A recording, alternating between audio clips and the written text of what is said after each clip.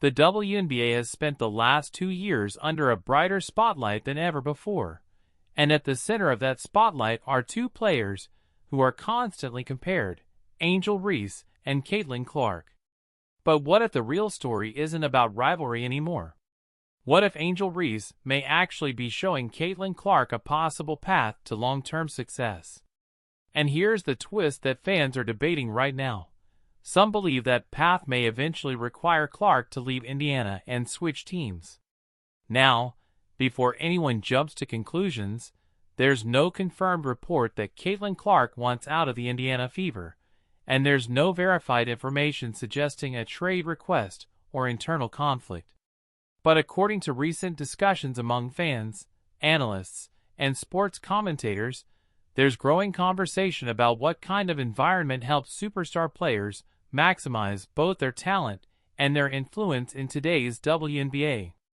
And strangely enough, Angel Reese's current trajectory has become part of that conversation. When Caitlin Clark entered the WNBA with the Indiana Fever, expectations were enormous.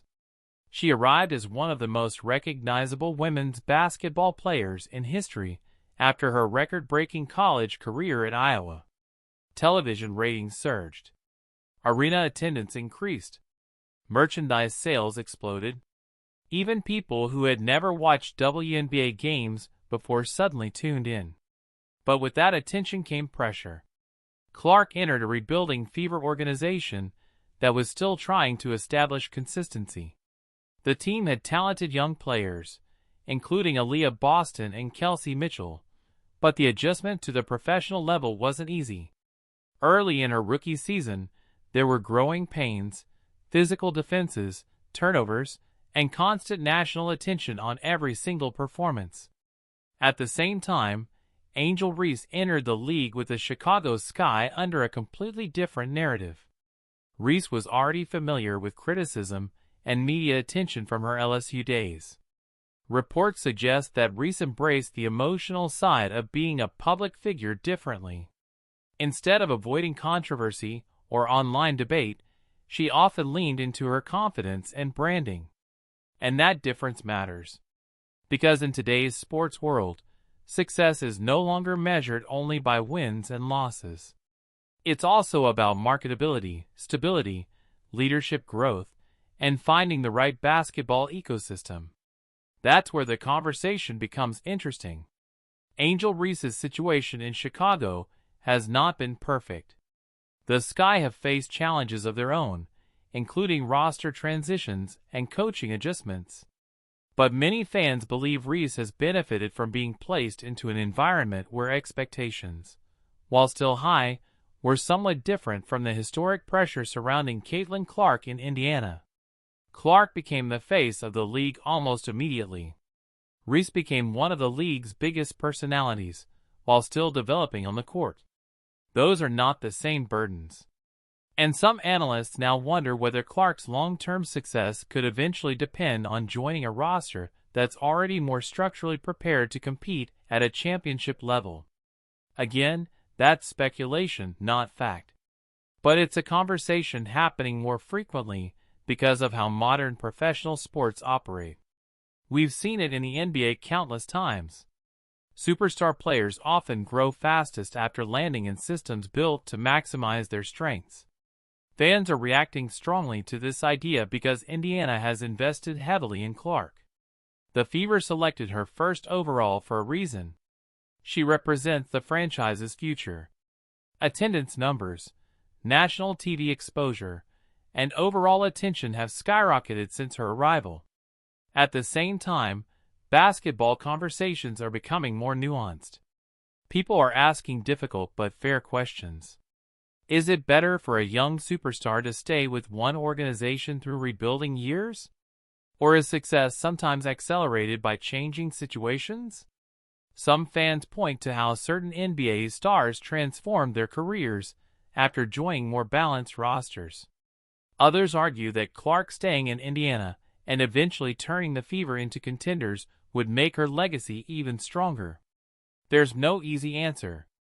But Angel Reese's development has become part of the discussion because she's shown something important: adaptability.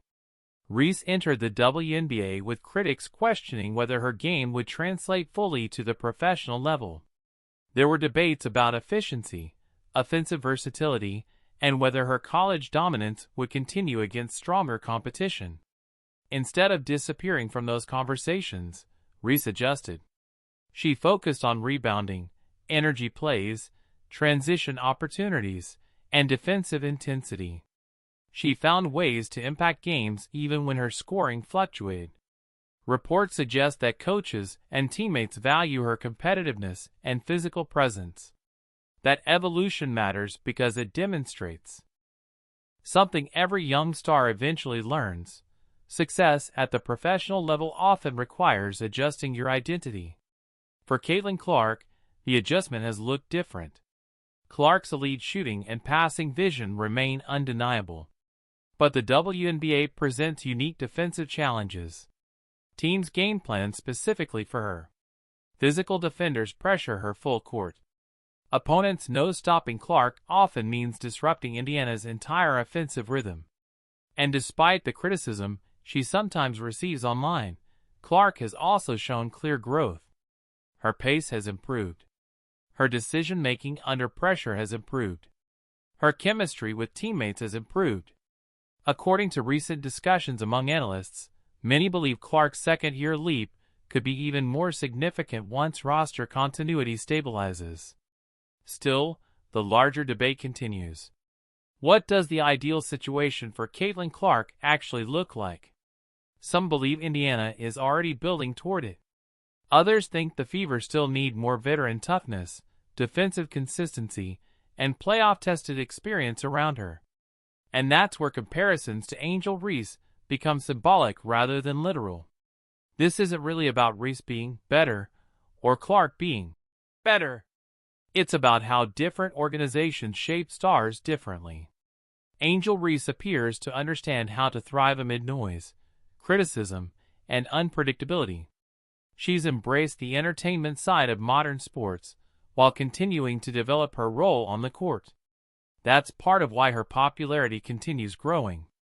Caitlin Clark, meanwhile, carries a different responsibility. Fair or unfair, she's often treated as the player expected to elevate the entire league. Every game becomes a headline. Every hard foul becomes a national debate. Every losing streak becomes a television topic. That level of scrutiny can impact development for any athlete. Fans from both sides often intensify the rivalry online, but there are also many viewers who appreciate both players for different reasons. Some admire Clark's playmaking and shooting range. Others connect with Reese's energy, confidence, and emotional intensity. And honestly, the WNBA benefits from both. The league is experiencing unprecedented visibility partly because these players bring contrasting styles and personalities.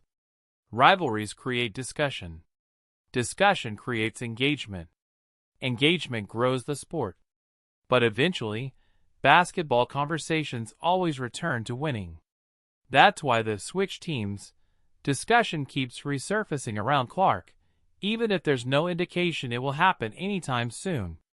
People naturally speculate when a generational player faces immense pressure early in their career.